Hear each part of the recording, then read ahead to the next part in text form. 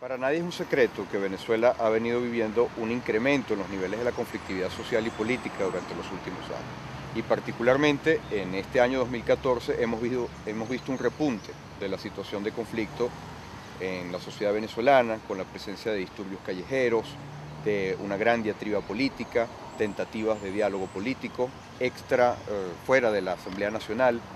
Entonces, cabe preguntarse cuáles son las causas de esta conflictividad, de este repunte de la conflictividad, y también cómo pudiéramos mejorar esta situación, cómo pudiéramos salir de esta situación hacia unos niveles de mayor gobernabilidad.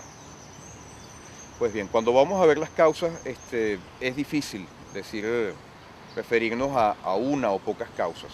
Generalmente los conflictos políticos son fenómenos multifactoriales y en donde se cruzan e interactúan muchas variables relacionadas con lo que son los conflictos políticos. En primer lugar, cabría decir que hay un problema político que viene dado por la presencia de un nuevo movimiento político que ya tiene alrededor de 15 años en el gobierno, que intenta generar una visión distinta acerca de cómo debe ser el régimen político en Venezuela, que ha intentado implantar un régimen político distinto. Y esto obviamente ha generado resistencia por parte de otra parte del país.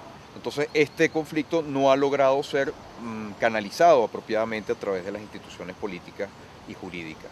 Por otro lado, el modelo político ha generado cambios importantes en el manejo de la economía.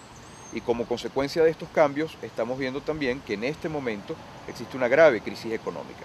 Esto tampoco es un secreto para nadie y es una crisis económica que está afectando cada vez más el bolsillo de los venezolanos. Es una crisis que no se está viendo tanto quizás a nivel macroeconómico, sino sobre todo queremos decir la economía del Estado, sino en cómo está afectando el bolsillo de las personas comunes y corrientes.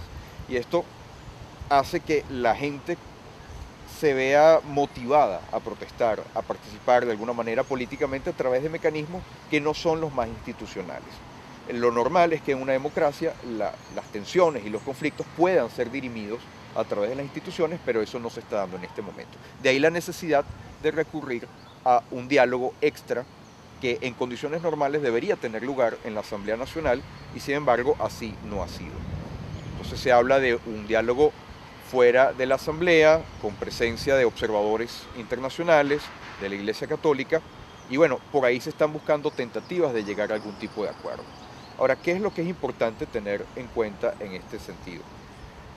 El pacto esencial con el cual están de acuerdo todos o la inmensa mayoría de los venezolanos es la Constitución de 1999. Las soluciones políticas estables deberían ser soluciones que puedan reflejar el régimen constitucional que está de alguna manera estructurado en esa Carta Magna. Hemos de tener en consideración que no pueden funcionar proyectos políticos que sean extraconstitucionales o que estén fuera de la Constitución. Es muy importante que los actores políticos que están en conflicto busquen formas de entendimiento y formas de salida que apunten al restablecimiento de un régimen constitucional, en todo el sentido de la palabra. Hay que hacer, por último, un énfasis particular en el tema del lenguaje. Hemos de entender y nunca perder de vista que la política se hace con palabras. Y las palabras que seleccionamos son palabras que unen o son palabras que dividen. Es muy importante cuando estamos hablando de una política de nación y una política de concertación de todos los venezolanos, que el lenguaje político que empleamos sea un lenguaje que permita a los venezolanos trabajar en concordia y en la misma dirección. Entonces también esto pudiera ser un llamado a entender que los proyectos políticos no pueden basarse sobre un lenguaje de exclusión, sobre un lenguaje de autoafirmación a costa de las opiniones de los demás, sino que todas las opiniones que puedan ser reflejadas en la Constitución deben ser aceptadas y deben formar parte de ese diálogo político.